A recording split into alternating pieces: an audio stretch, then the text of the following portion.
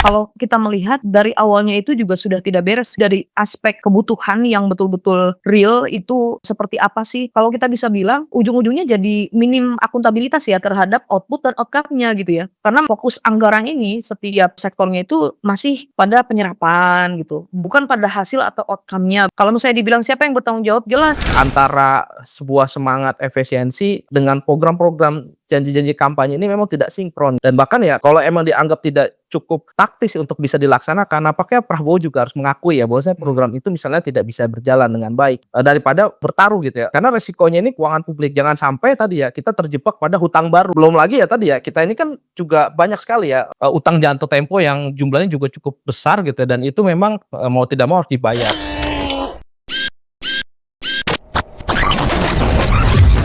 Halo sahabat integritas, jumpa lagi di kanal Satu Visi Utama program Buka Kartu. Pemerintah sudah melakukan efisiensi anggaran nilainya hampir sekitar 300 triliun.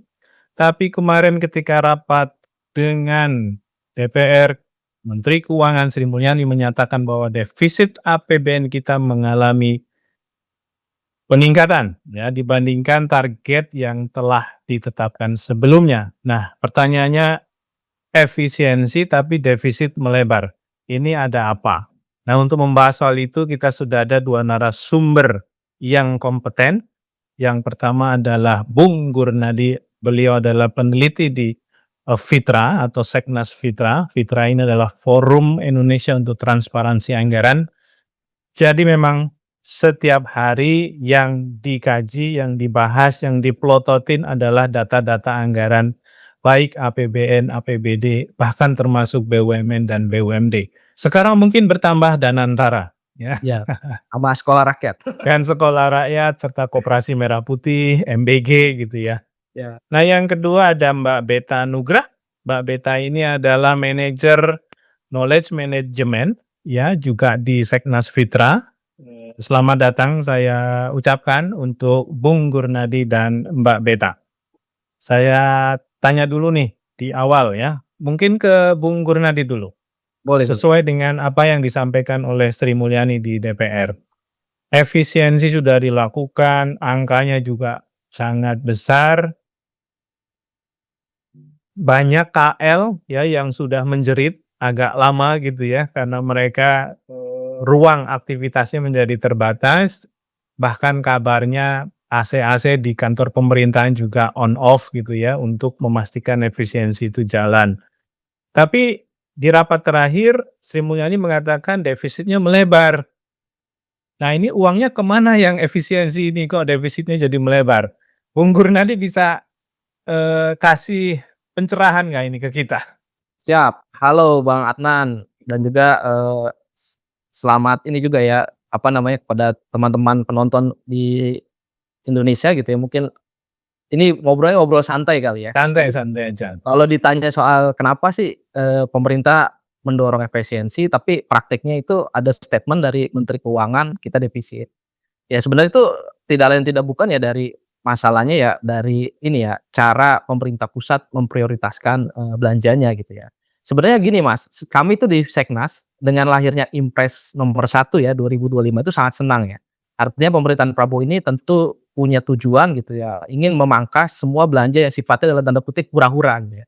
Jadi kayak perjalanan dinas, acara seremoni, terus juga beberapa ATK yang dianggap berulang gitu ya, itu ingin di-drop gitu, dan itu tentu kami sambut ya. Tetapi sayangnya tadi, arah efisiensinya ini sebenarnya bukan untuk meningkatkan kelayanan publiknya gitu ya. Tetapi ada program-program lain yang juga memang tujuannya ya kalau kata, Menteri Keuangan Bu Sri Mulyani itu ya untuk mendongkrak perekonomian di sektor lain ya. Misalnya tadi Mas Anand di awal sudah singgung ya soal bagaimana Danantara. Sekarang kan pengolahannya dengan adanya Danantara itu kan pengolahan BUMN kan menjadi berbeda ya. Yang tadinya dividennya BUMN itu masuk ke APBN, sekarang dialihkan ke holding company Danantara gitu. Jadi sehingga tadi ya, dana yang harusnya ke, pendapatan negara atau APBN, itu sekarang sudah ke Danantara. Nah itu yang membuat terjadi perubahan struktur keuangan yang berbeda sehingga menurun. Terus yang kedua juga tentu ya bicara dengan, defisit juga erat kaitannya dengan pendapatan. Nampaknya memang pemerintah ini, kurang dalam konteks, strategi pajaknya ya, karena memang kita tahu sendiri ya bahwasanya penerimaan negara ini cukup, turun ya di semester awal, di kuartal awal gitu ya, membuat emang sepertinya perlu ada reformasi perpajakan. Nah, kebetulan Fitra juga bahkan kalau nggak salah dengan teman-teman ICW juga kan bagian dari koalisi forum pajak ya, itu juga kami menyoroti ya atau memberikan sebuah dorongan agar bagaimana pemerintah juga mempunyai sumber pendapatan baru dari sektor lainnya. Misalnya pajak, mempajaki gitu ya, orang-orang kaya di Indonesia ya, ataupun dan sebagainya. Jadi atau juga ada juga di konteks isu lingkungan ada pajak karbon dan sebagainya. Jadi, ke sana gitu harapannya. Jadi, itu yang faktor-faktor yang membuat tadi ya, ada efisiensi tetapi kok nyatanya tetap defisit. Nah belum lagi tadi ya, yang kita tahu kabinet Prabowo Gibran ini kan juga mengusung istilah kami dalam bahasa kami itu kabinet gemoy gitu ya. Mmm. Sisi lain ya, dia ingin mengefisiensikan tetapi struktur organisasi besar ya, dan tentu kan ini kan akan menambah cost gitu ya. Bahkan ada beberapa kementerian yang katanya sampai sekarang juga kantornya belum jelas di mana gitu.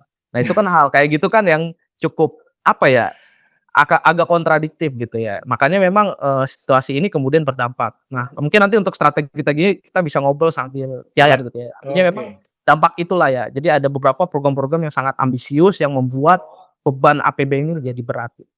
Iya, ini saya masih ke Bung Gurnadi ya. Bung Gurnadi, tadi menyinggung soal Danantara.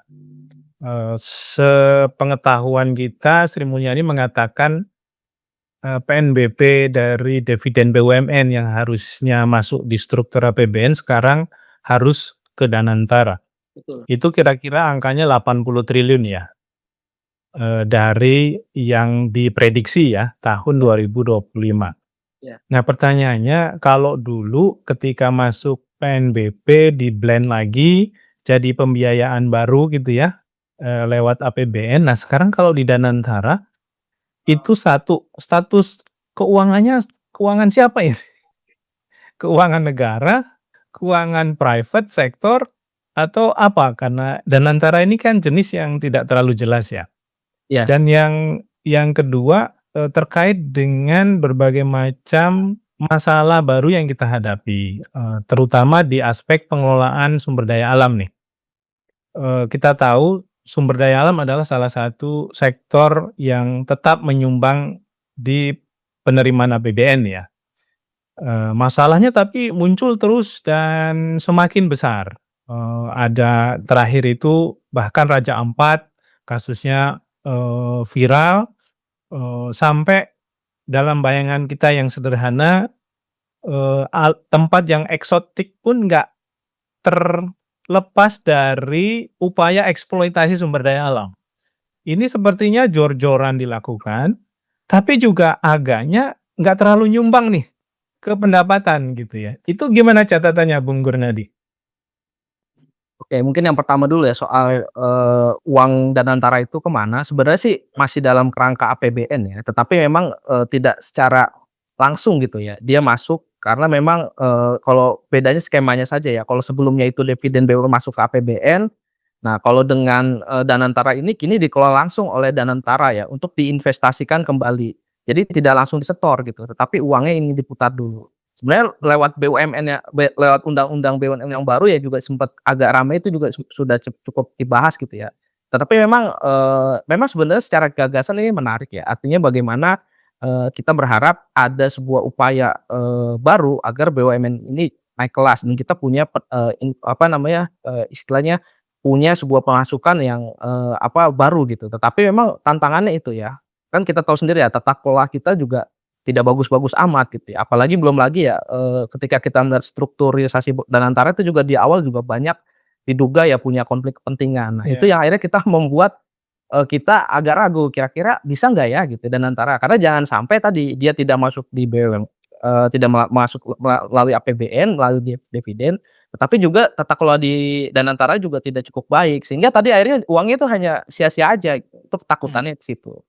Nah terus soal Raja Ampat sendiri ya, itu juga cukup ramai. Kemarin juga Fitra juga bikin tuh Mas, diskusi dengan Greenpeace gitu tentang, ternyata tidak ada hubungan signifikan ya ketika suatu daerah itu dieksploitasi secara berlebihan dalam tanda kutip, mungkin secara khusus di Raja Ampat, tapi tetap saja, secara sumber daya manusia di sana ternyata tidak cukup signifikan juga mengubah itu ya, perekonomian. Nah, karena memang sebenarnya kan pengolahan tambang ini kan, sebenarnya dia itu secara jangka pendek tentu akan berdampak pada, pendapatan daerah. Karena tadi ya adanya sharing bagi hasil dan sebagainya yang membuat daerah penghasil ini tentu memiliki pendapatan lebih gitu ya. Tetapi yang jadi masalah adalah tadi, ketika dia kembali lagi ke daerah, terkadang tadi karena tata kelola yang buruk, tidak adanya keterbukaan informasi dan sebagainya, membuat pengawasan pembangunan ini juga tidak, terpantau dengan baik. Akhirnya apa, lagi-lagi tadi, biaya apa, anggaran yang besar itu dipakai bukan untuk kepentingan publik gitu, tapi lebih banyaknya mungkin ya berputar di birokrasinya saja gitu. Atau lebih buruk lagi tadi, ada kasus-kasus yang mungkin Mas Atsan juga cukup memantau ya, di isu sumber daya alam kan seringkali juga ada korupsi dan sebagainya. Nah itu akhirnya bocornya ke sana. Nah itu yang membuat tadi tidak signifikan ya, eksploitasi sumber daya alam terhadap peningkatan ekonomi, daerah gitu. Apalagi tadi yang saya bilang, dia punya dampak lain ya, misalnya ketika dia dikeruk tanpa pengawasan dan sebagainya, terus kemudian merusak, ekologi di sana, akhirnya membuat nilai, apa ya, ekonomi masyarakat menjadi terbebani gitu. Karena kita tahu sendiri tambang itu kan juga punya dampak yang signifikan ya terhadap, Kesehatan. kesehatan termasuk lingkungan. Sedangkan kita tahu sendiri, bahkan data BPS sendiri saja tutup mata kita sebut masyarakat Indonesia itu sebagian besar itu bekerja di sektor informal. Salah satunya di bidang sumber daya alam ya seperti pertanian, perkebunan, perikanan. Nah ketika, ruang hidupnya itu dirusak, artinya kan akan berdampak gitu pada penurunan pendapatan. Nah, Fitra juga pernah riset ya dengan teman-teman di Di KTN satu misalnya. sisi pengeluarannya bertambah karena misalnya soal isu kesehatannya meningkat ya? Betul, isu kesehatannya meningkat dan juga tadi kos masyarakatnya juga akhirnya lagi lebih besar gitu. Kayak kemarin saja contoh kasus, di beberapa daerah ya misalnya, dengan dibandingkan beberapa tahun yang lalu ya dengan masuknya pembangunan yang besar-besaran, misalnya zaman dulunya mereka bisa mencari ikan jarak beberapa kilo, dengan rusaknya, biodiversity di sekitar pantai gitu, membuat mereka tuh harus mencari ikan jauh, lebih jauh gitu ya. Nah, Ya. itu kan akhirnya lagi-lagi kan solarnya air tambah boros, waktunya, tenaganya, belum lagi resiko, apalagi konteks kita saat ini kan ada isu soal iklim ya, Mas, ya. Ya. Itu badai, terus juga di laut juga mungkin walaupun memang ya dalam bahasa kita tuh nenek moyang kita adalah pelaut gitu ya, mereka udah lihai lah gitu ya, menghadapi badai, tetapi memang seringkali ya tadi ya, risikonya akan semakin besar. Nah, ini menjadi ancaman gitu ya bagi Mmm. masyarakat. Bahkan studi teman-teman Fitra ya di beberapa daerah itu seringkali juga melihat bahwasannya masuknya tambang itu terkadang tidak berkorelasi langsung gitu ya dengan peningkatan layanan dasar gitu. Misalnya kayak puskesmas gitu ya, sekolah gitu. Ya seringkali ya dia hanya bangun jalan, itu pun yang berkaitan dengan aktivitas eksploitasinya gitu. Ya. Jadi jarang sekali yang masuk ke. Hanya untuk akses truk lah ya? Iya, jadi dampaknya emang sebenarnya kalau dibilang apakah berdampak, tentu berdampak, tapi antara dampak dengan yang diharapkan itu ya tidak sesuai gitu. Bahkan ya tadi, kalau seandainya sumber daya itu habis, misalnya kayak daerah Kutai dan juga daerah Kutai lah ya, beberapa di daerah di Kalimantan Timur itu kan dia sangat tergantung dengan tambang. Ya memang sekarang mereka menjadi daerah kaya, tapi kan tantangannya lagi ya, ketika dia sudah habis, maka ditantang untuk mencari sumber pendapatan baru gitu. Karena bagaimanapun tadi, lingkungannya sudah cukup, Rusak. tereksploitasi sehingga iya, masyarakat ketika ingin masuk ke, sektor pertanian, perkebunan atau, sumber, daya lain-lainnya juga agak berat gitu ya, karena tadi, lingkungannya sudah tidak sama dengan yang sebelumnya gitu. Ya. Oke, Bung Gurnadi itu catatannya saya ke Mbak Beta Anugrah nih. Catatan soal besar pasak daripada tiangnya ini. Di APBN kita ada nggak analisis yang mungkin lebih mikro ya, terkait dengan sektor tertentu yang itu mencerminkan kondisi saat ini yang juga dicatat oleh Fitra. Silakan Mbak Beta. Iya, terima kasih Mbak, Adnan. Saya melanjutkan tadi yang sudah juga diceritakan ya oleh teman saya, Bung Adi. Jadi, setidak-tidaknya yang terjadi di, itu layanan dasar terkait, dampak dari efisien kota terjadi inefisiensi gitu ya. Misalnya yang pertama di dalam, jika melihat bagaimana sih merespon dari invest ini gitu yang terjadi itu apa, yang pertama, eee, kalau kami melihat gitu ada salah tafsir untuk efisiensi anggaran sendiri begitu ya, bagaimana pemotongan anggaran ini, hingga mencapai 306 triliun, eee, sekian itu kan ditargetkan sampai pada, bukan hanya di APBN ya, tapi juga APBD yang sebenarnya sayangnya sejumlah instansi itu justru memangkas anggaran itu banyak juga untuk layanan dasar gitu, seperti pendidikan dan kesehatan. Ya, padahal instruksinya itu hanya mengarah pada penghematan, belanja ini ya, apa ya istilahnya ya, belanja Rutin. ATK, misalnya perjalanan dinas, ya, heh, dan harusnya bukan ke layanan vitalnya begitu ya. Jadi, kesalahtafsiran dan ini berpotensi untuk akan merugikan masyarakat ya terhadap kualitas layanan, itu sendiri begitu ya. Mmm, Kemudian dan bukan memperkuatnya gitu, harusnya kan memperkuatnya ya, kita bisa bayangkan saja gitu, misalnya di, sektor kesehatan, adanya pemangkasan ini kan, berdampak pada, mmm, ada, Kementerian Pendidikan melaporkan bahwa anggaran pendidikan itu yang hanya diampu oleh Kementerian Pendidikan Dasar dan Menengah itu kan juga tidak 20% ya, Mas, tetapi anggaran pendidikan itu kan tersebar juga ya di kementerian lain, lembaga lain begitu kan. Nah ini turun drastis sehingga, sampai 40% begitu ya, dari kebutuhan realnya. Nah sementara itu, mmm, layanan pendidikan menjadi tidak optimal. Risikonya kemudian ada pengurangan beasiswa yang seperti kita tahu ya itu rame rame banget ya di media sosial, pemberitaan begitu ya, bagaimana teman-teman yang, sedang menempuh, studi gitu ya di dalam dan luar negeri itu juga jadi terancam. Kemudian BOS, kemudian fasilitas sekolah yang jelas langsung dirasakan oleh, penerima manfaat yaitu siswa dan para gurunya juga gitu. Nah itu 2 hal dari salah tafsir kemudian pemangkasan anggaran pendidikan yang berpotensi, malah mengurangi kualitasnya sendiri.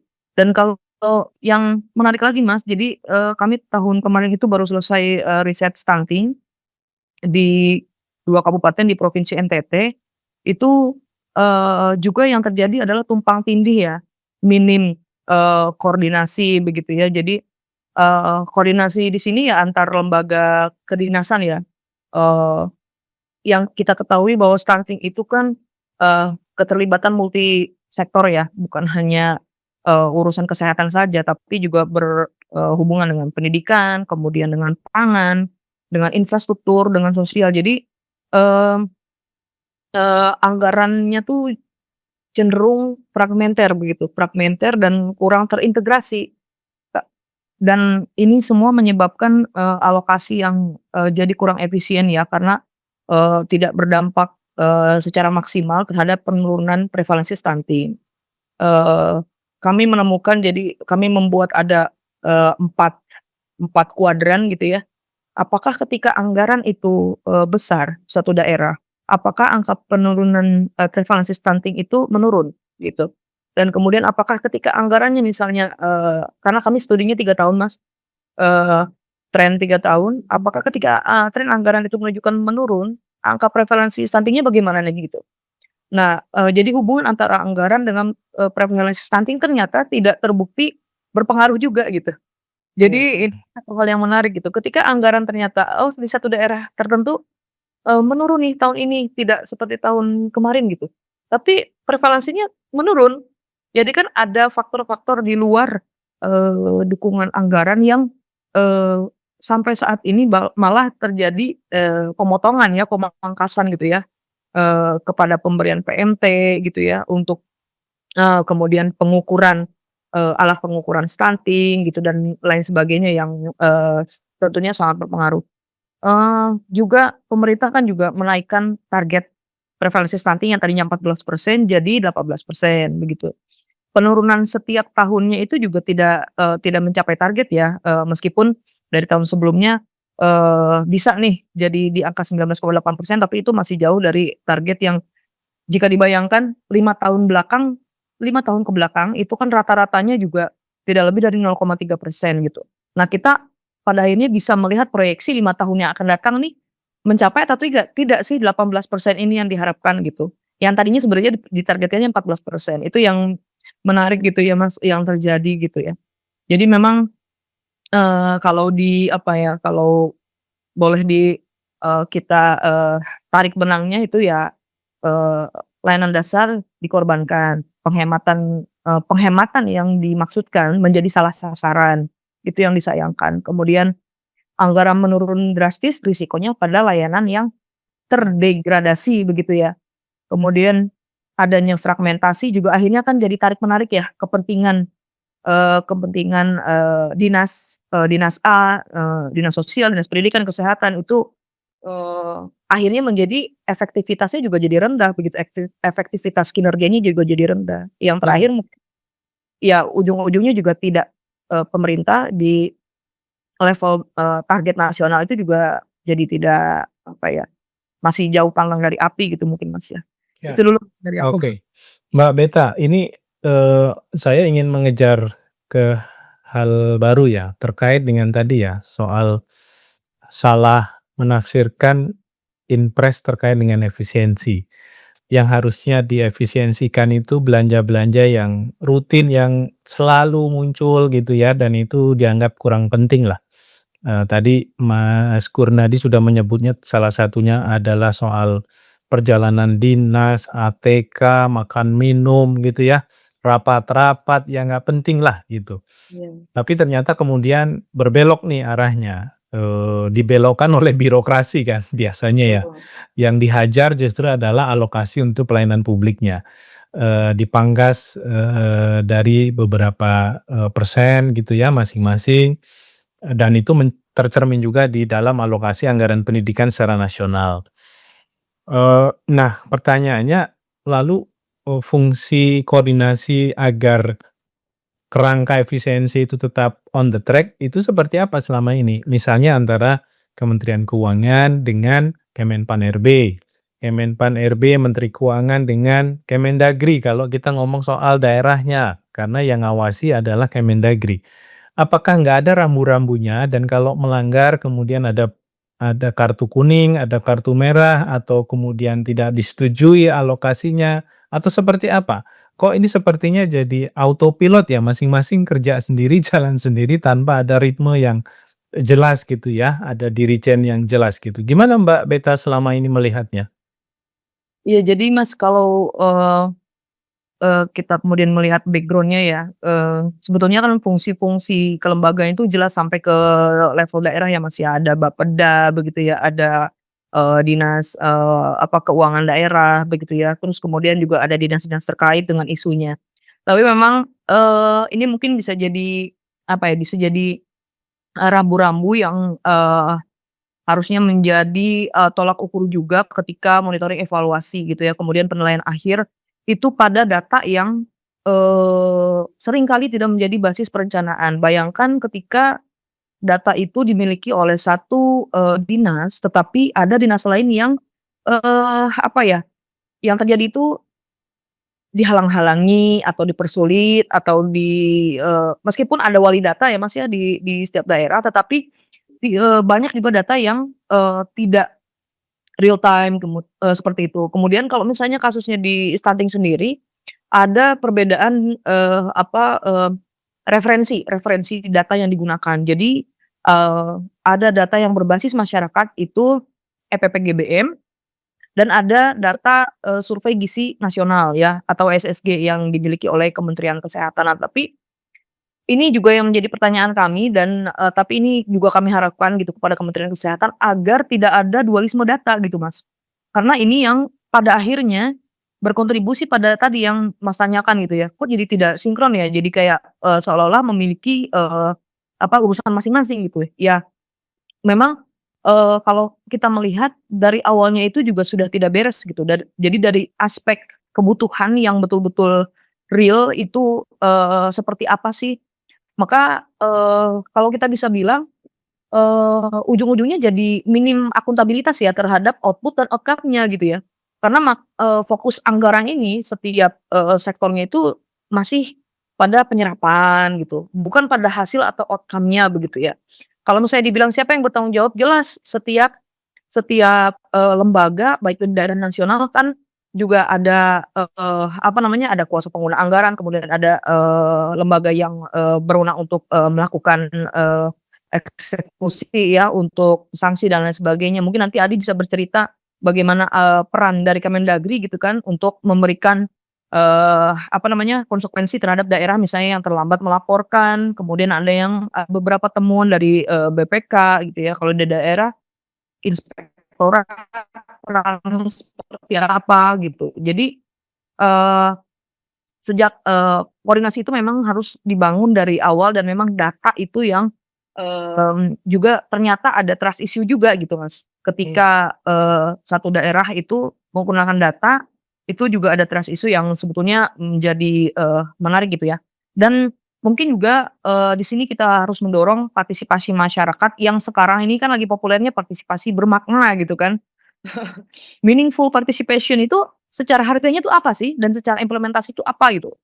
Oke setiap daerah punya musrenbang, ada pemantauan, evaluasi, tetapi kalau misalnya kita tarik ke data kuantitatifnya, berapa persen masyarakat terlibat gitu ya, atau kelompok masyarakat itu, dari kaum rentan, disabilitas itu berapa persen terlibat sampai akhirnya, dokumen anggaran itu diketok palu istilahnya seperti itu, Mas. Jadi ada apa ya, masih ada jarak ya, jarak dari kebutuhan warga lokal dengan para pemangku kebijakan dan, apa namanya, eee, ketok palu anggaran itu tadi gitu.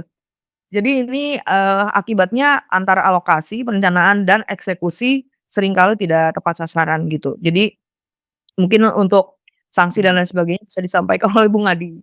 Oke. Itu Ini Mas. jadi masalahnya kok dari dulu sampai sekarang Iya, berputar pada soal referensi data, siapa yang mengendalikan data, betul. bagaimana ego sektoral gitu ya antara satu dengan yang lain, eee, termasuk aspek pengawasan dan lain-lain. Jadi, kelihatannya memang isu terbesarnya adalah pada bagaimana tarik-menarik kepentingan ya antar aktor dan kelompok yang ada di, lingkungan pemerintahan yang memang mereka selalu berharap mendapatkan alokasi anggaran terbesar dari, proses-proses perencanaan yang, dilakukan. Nah ini yang terakhir ini, kata kuncinya, besar pasak daripada tiang ini bagaimana menghentikannya? Apalagi kan, jargon efisiensinya sudah kadung disampaikan, implementasinya juga sudah ada, baik dari aspek kebijakan makronya untuk Bung Gurnadi maupun nanti dari kebijakan yang lebih sektoral ke Mbak Beta. Silakan ke Bung Gurnadi dulu.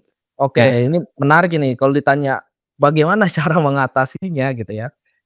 Memang ini menjadi PR besar sebenarnya dan memang tidak mudah tadi ya, di tengah tadi ya, program-program, Prabowo Gibran yang cukup ambisius ya.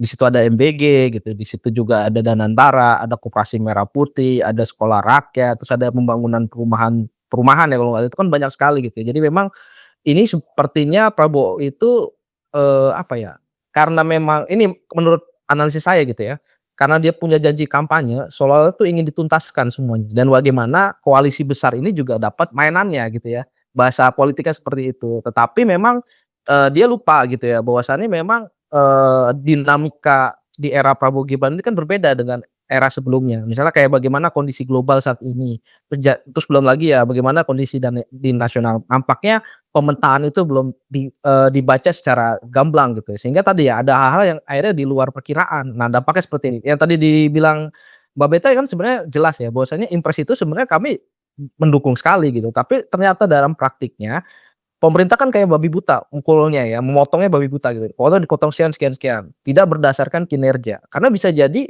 ada juga belanja-belanja yang dianggap rutin itu juga menopang gitu ya, misalnya menopang untuk dukungan pelayanan dasar, kayak kayak contohnya yang tadi Mbak Beta sebutkan ya, di isu, gender ataupun inklusi sosial misalnya kan, ada beberapa daerah yang sangat tergantung sekali nih dari, sumbangsi TKDD ya, dari transfer pusat ke daerah misalnya. Nah, saya punya petanya sih, Mas, ya, mungkin nanti bisa saya nanti buat menjadi gambaran gitu, Hmm. betapa banyak daerah-daerah itu yang masih punya ketergantungan tinggi gitu terhadap dana transfer. Sedangkan di Inpres ini kan dia memotong ya, sebesar sekitar 50 triliunan ya.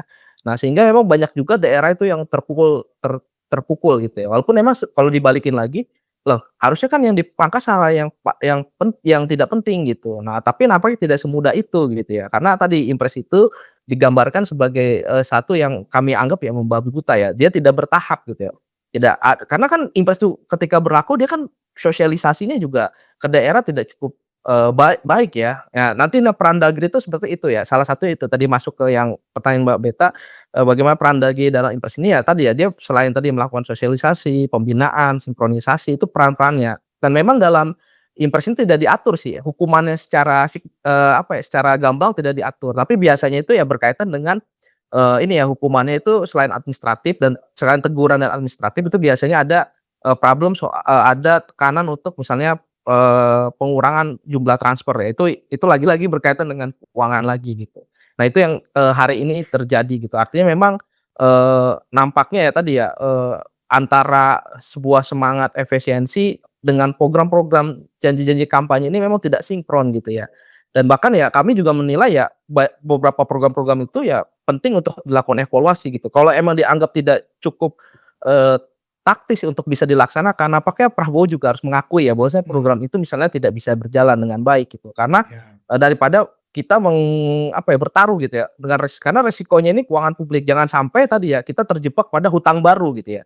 Dan Betul. belum lagi ya tadi ya, kita ini kan juga banyak sekali ya, apa namanya, utang jatuh tempo yang jumlahnya juga cukup besar gitu ya, dan itu memang, mau tidak mau harus dibayar. Makanya harapan kami ya penting sekali ya meningkatkan efisiensi belanja itu tadi ya, jangan sampai tadi ya ketika dia programnya besar pasak daripada tiang, kemudian memaksa kita itu untuk selain jual aset ya tadi berhutang kembali. Nah itu tentu akan membebani generasi yang akan datang. Makanya mungkin ya salah satu yang bisa ditawarkan ya oleh kami ya, di Fitra gitu ya, ya selain tadi ya mengefisiensikan belanja, tentu pemerintah juga harus mencari sumber pendapatan baru yang lebih inovatif gitu ya. Dan juga kan, misalnya kayak tadi yang saya bilang di awal kayak pajak kekayaan gitu, terus juga ada, bagaimana juga dia bisa memperbaiki pengelolaan pajak ya, setidaknya tidak bocor gitu ya. Seandainya dia tidak bocor, itu kan minimal tadi ya, anggaran yang masuk itu ya 100%, penuh gitu ya. Artinya tidak karena banyak ya isu-isu kebocoran di perpajakan itu juga banyak, itu masih marak terjadi. Terus juga,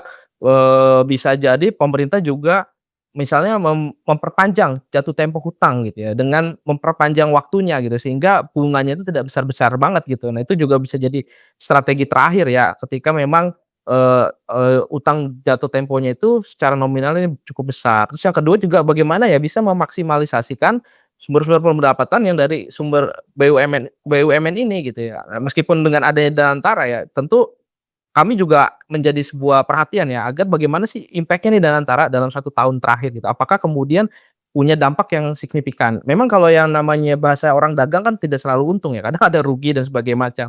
Tapi minimal, keberadaan BUMN ini bisa benar-benar menjadi penggerak perekonomian gitu. Jadi tidak hanya bicara untung. Nah, ketika memang masyarakat atau rakyat sejahtera kan setidaknya juga itu juga dampak yang, bagus. Nah, tapi ini nampaknya juga masih belum bisa dilihat gitu. Makanya tadi ya rekomendasi itu penting kemudian dipertimbangkan gitu oleh Bu Sri Mulyani ya selaku Menteri Keuangan, agar tadi ya tidak terpaku pada, apa namanya, belanjanya saja, tapi juga harus mikirin nih bagaimana sumber pendapatan ini juga meningkat gitu ya. Apalagi kan seringkali gini Mas Aknan, di pemerintahan Prabowo saya tidak tahu ya, karena kalau saya perhatiin di media sosial tuh banyak orang kecewa.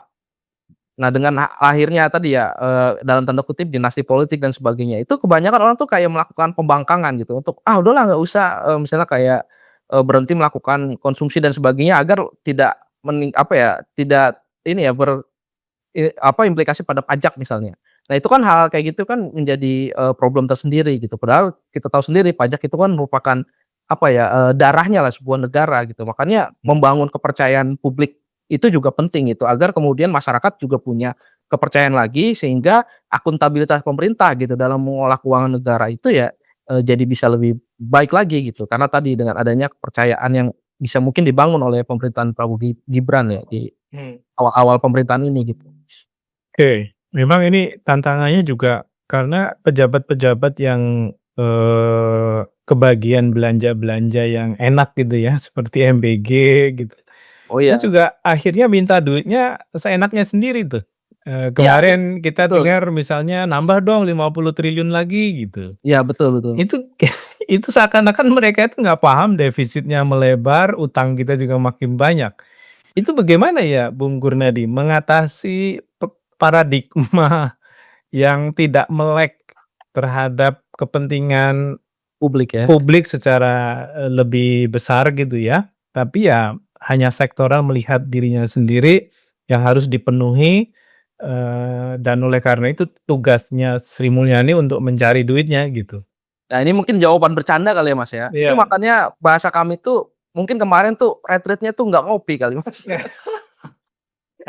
Karena memang harusnya kan gitu ya. Karena gini, kemarin juga soal retreat juga kami juga cukup mengkritik gitu ya tentang apa sih gunanya gitu. Tapi karena kan pembawaan dari Kemendagri pada saat itu kan seolah tuh menganggap itu sebuah hal yang sangat penting dan punya Krusial. dampak, ya Iya. krusial misalnya. Tetapi nampaknya tadi ya, Beta tadi ngomong dalam konteks daerah.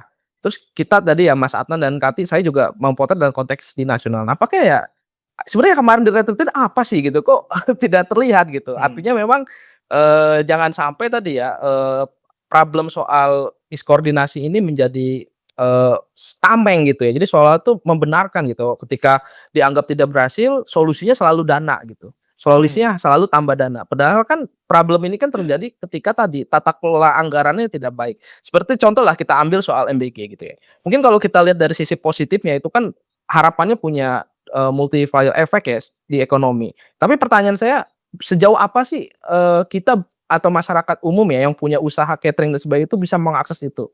Nampaknya tidak juga, atau bahkan bagi saya sendiri yang selaku peneliti gitu ya, untuk mengakses bagaimana bisa mengakses proses Data. pengadaan barang jasanya atau datanya, Iya. itu tidak semua terbuka gitu ya. Nah itu kan lagi-lagi akhirnya kan kita mempertanyakan ya program-program ambisius yang besar ini sebenarnya buat siapa? Karena terkesannya oleh kami, ketika efisiensi atau irit-irit itu disuruh ke masyarakat. Tapi Iya. untuk mencegah apa ya, wajah gitu ya dari sebuah kampanye besar pada saat itu nggak apa-apa gitu, dibolehkan apapun gitu. Nah soal itu, nah itu akhirnya menimbulkan ketidakadilan, keuangan publik gitu ya menurut kami. Sehingga memang tadi ya, saya pikir ya Prabowo bahkan gitu ya, mungkin juga bisa juga melalui DPR dan sebagainya itu perlu melakukan sebuah evaluasi ya terhadap pemerintah secara menyeluruh gitu, agar jangan sampai tadi ya, impres ini menjadi satu hal yang salah kaprah, tapi di sebagian level birokrat yang lain ya, di level tinggi itu ya, dia lebih banyak menikmati gitu. Kayak Iya. contohnya aja yang sederhana gitu ya, kayak, perjalanan dinas gitu ya. Untuk di level kementerian di atas tuh masih sering dilakukan gitu ya.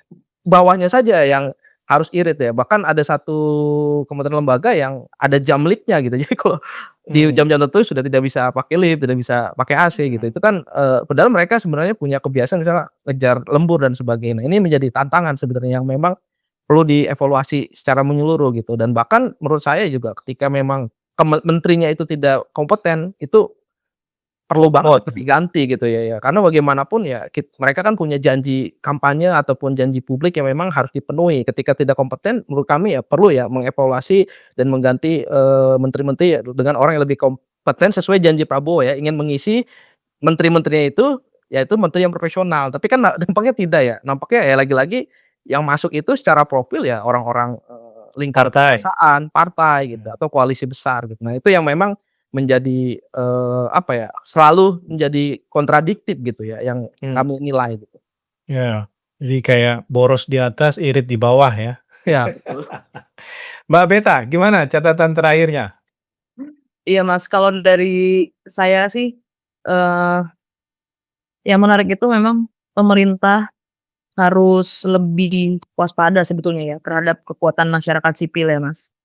Karena ini juga yang terjadi di daerah sebetulnya ya. Selain karena informasi, berbagai kanal untuk komunikasi itu sekarang sudah terbuka secara luas, artinya masyarakat itu, tidak, tidak menutup mata, tidak menutup telinga, atau bahkan tidak bisa dibodohi lagi sebetulnya kan gitu. Jadi, eee, yang lucu ya tadi ya, ketika ada kesepakatan sebelumnya ternyata mereka juga yang langgar gitu, semudah itu gitu kan.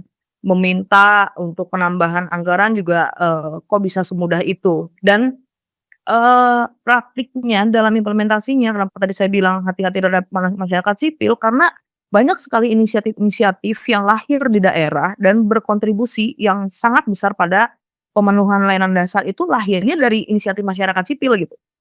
Mmm, Misalnya saja dan, kita kan sebenarnya sudah belajar pada kondisi Covid, di mana sebenarnya belanja preventif kalau kita bicara sektor kesehatan, stunting gitu ya, nah, belanja preventif dan promotif itu kan betul-betul masih minim ya gitu. masih minim. Padahal ini, sudah terbukti lebih efisien dalam jangka panjang gitu.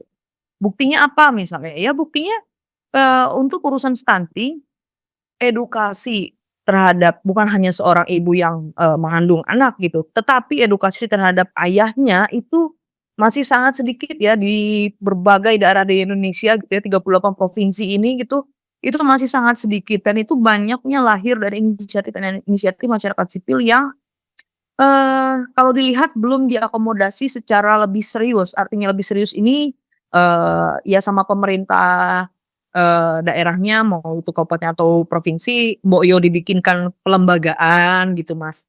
Diberikan, diberikan ruang untuk bernaung, untuk, mereka kemudian secara struktur, diberikan, mandat gitu ya. Karena Fitra tuh pernah juga Mas kami membuat, satu apa namanya, audit sosial yang kemudian kami dorong sampai itu ada keluar, regulasi di level Pemda begitu ya, dan itu sebenarnya cukup efektif gitu. Itu untuk pemantauan di, akuntabilitas sosial desa gitu ya. Nah ini, yang harus diperhatikan betul-betul ya oleh pemerintah. Jangan jangan kayaknya sekarang kok semakin, dunia semakin maju tapi kok, hasil-hasil kajian, hasil-hasil riset ilmiah tuh kok malah dikerdilkan ya, mohon maaf ya, Mas. Mmm. Jadi padahal tuh kajian kajian kita semua itu kan penting sekali gitu loh kalau misalnya, butuh data yang real time, data-data yang tersebar saat itu sangat real time sekali gitu kan. Jadi Iya. itu yang pertama gitu ya, kesadaran terhadap belanja preventif dan juga inisiatif-inisiatif yang lahir dan kemudian, sebisa mungkin betul-betul di apa ya, ibaratnya dinaungi ya, di negara hadir gitu kan istilahnya seperti itu. Dan barangkali juga, kalau dari, pengalaman kami ya seharusnya, ketidaktepatan sasaran tadi atau kesalahtafsiran itu, mmm bukan belanja yang tidak produktif saja gitu ya, tapi juga belanja-belanja yang lain, tetapi bukan bukan memangkas program layanan, itu ya, Mas. Dan yang menjadi, sektor-sektor kunci dalam, melakukan koordinasi begitu, juga perlu ditingkatkan, terutama yang berkaitan dengan layanan, masyarakat. Tadi juga tadi sudah sampaikan bahwa perencanaan dan eksekusi anggaran itu memang harus berbasis data yang aktual dan outcome, bukan hanya input. Kalau misalnya ada, sebuah upaya untuk, pemantauan data atau updating data yang berbasis masyarakat, eee, pemerintah harus sadar gitu bahwa, kapabilitas, masyarakat kita tidak Eee, seperti yang mereka bayangkan bahwa pemerintah kan ragu-ragu gitu ya, ragu-ragu, ini, kemampuan SDM-nya untuk mengukur stunting terpercaya atau enggak. Ya kalau misalnya masih ada keraguan itu ya silakan dibuatkan sistem yang betul-betul baku, betul-betul, bisa mengukur atau memastikan bahwa SDM-SDM di daerah untuk membantu layanan dasar itu betul-betul memiliki kapasitas yang mumpuni gitu loh. Jangan malah, eee dari yang, formalnya, ada kesalahan, tapi ketika dibantu pun ternyata masih disalahin juga gitu. Jadi kita harus gimana? Kan itu satu hal yang menurut, eee, kami itu berbenturan ya gitu. Jadi kalau sekarang kan muncul juga yang masih "Ini kita kayak dibentrok-bentrokin nih," gitu istilahnya kayak gitu tuh. Itu, harus harus kayaknya harus betul-betul kita juga, waspadai juga gitu ya sebagai, masyarakat sipil. Nah yang terakhir memang pemantauan sama akuntabilitas ya Mas ya. Jadi perlu diperkuat, dari, partisipasi masyarakatnya dan bukan hanya sekadar hadir gitu, tetapi suara itu diberikan, ruang gitu ya, hak bicara sampai pada level ya karena yang menikmati itu kan juga yang berhak kan juga rakyat gitu. Jadi pada level itu sih, tinggal, Mmm. mmm, sinkronisasi dan menjamin adanya sinkronisasi yang betul-betul, sesuai dengan kebutuhan masing-masing daerah ya, karena ketimpangan daerahnya juga kan masih menjadi isu yang, ini ya, krusial di Indonesia. Mungkin itu Mas, dari saya. Oke, Terima kasih banyak insight-nya Bung Gurnadi dan Mbak Beta Nugrah. Efisiensi yang tidak efisien, ujungnya defisit melebar, jalan Jadi keluarnya utang lagi, Dan sampai sampai jadi kapan korban. rakyat yang Iya. jadi korban. Saya kira ini adalah poin terakhir dari diskusi kita. Sekali lagi sahabat integritas, yuk kita melek data, yuk kita melek anggaran, kita terus awasi kerja-kerja dari pemerintah, kebijakan mereka, karena bagaimanapun biasanya kalau sudah soal anggaran, yang didahulukan itu ya yang memutuskan, yang membayar pajak yang diakhirkan gitu ya. Nah ini tidak boleh terjadi. Kita terus dorong supaya semua lebih transparan, semua lebih akuntabel, sehingga ya pajak yang kita bayarkan itu juga akhirnya lari dan memberi benefit bagi kita sebagai masyarakat. Itu kira-kira yang bisa kita bahas hari ini. Kita ketemu lagi di lain waktu. Sampai jumpa.